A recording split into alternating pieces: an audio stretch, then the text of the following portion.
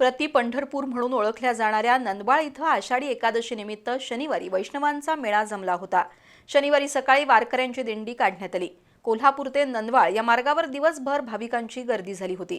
येणाऱ्या भाविकांना विविध संस्था संघटनांच्या वतीने केळी, खिचडी आणि फराळाचं साहित्य वाटप करण्यात आलं। कोल्हापुरातील अर्बन कोऑपरेटिव्ह बँकेच्या वतीने साने गुरुजी वसाहत परिसरात सभासद, ठेवीदार, खातेदार आणि भाविकांना तुळशीच्या रोपांचं वाटप करण्यात आलं। तसंच विविध संस्था संघटनांनी भक्तिभावानं वारकऱ्यांची सेवा केली।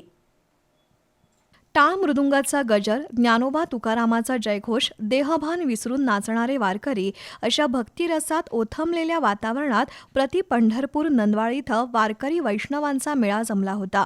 आषाढी एकादशी निमित्त शनिवारी पहाटेपासून वारकऱ्यांची पावलं नंदवाळकडे वळली होती। लाखो भाविक नंदवाळला पांडुरंगाच्या दर्शनासाठी गेले होते। विविध संस्था संघटनांच्या वतीनं भाविकांना विविध सेवा पुरवण्यात आल्या। कोल्हापुरातील दी अर्बन कोऑपरेटिव्ह बँकेच्या वतीनं साने गुरुजी वसाहतीमध्ये ठेवीदार, खातेदार आणि सभासदांना तुळशीच्या रोपांचं वाटप करण्यात आलं।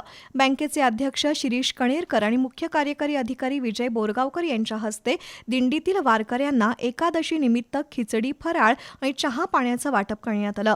यावेळी बँकेचे संचालक जयसिंग माने यांच्यासह सर्व संचालक आणि कर्मचारी उपस्थित होते। आपटेनगर इथल्या साई मेडिकलच्या वतीनं एनर्जी ड्रिंक आणि फराळाचं वाटप करण्यात आलं। यावेळी रणजित पाटील यांच्यासह कर्मचारी उपस्थित होते। ज्येष्ठ नागरिक सेवा संघ, तपोवन परिसर या संस्थेच्या विरंगुळा केंद्रात आषाढी एकादशी निमित्त पालखी पूजन आणि आरती करण्यात आली। झुंबा ग्रुपच्या महिलांनी विठ्ठल भक्ती नृत्यगीतांचा कार्यक्रम सादर करून उपस्थितांची मनं जिंकली। पालखीचं पूजन अभय तेंडुलकर यांच्या हस्ते झालं। यावेळी भाविकांना चहा, नाश्ता आणि फराळाचं वाटप करण्यात आलं। मंगलधाममध्ये विठ्ठल माझा या श्री ब्रह्मचैतन्य ग्रुपच्या वतीनं विठ्ठल भक्तीपर गीत गायन कार्यक्रम घेण्यात आला। विठ्ठल भक्तीच्या गाण्यांवर रसिकांनी ताल धरला। राजस्थानी महिला मंडळाच्या वतीनं विनस कॉर्नर इथल्या लक्ष्मी नारायण मंदिरात भजन, संध्या आणि रिंगण सोहळा पार पडला।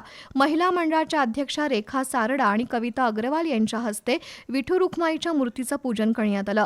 यावेळी शमा मालानी, उषा सारडा यांच्यासह महिला उपस्थित होत्या।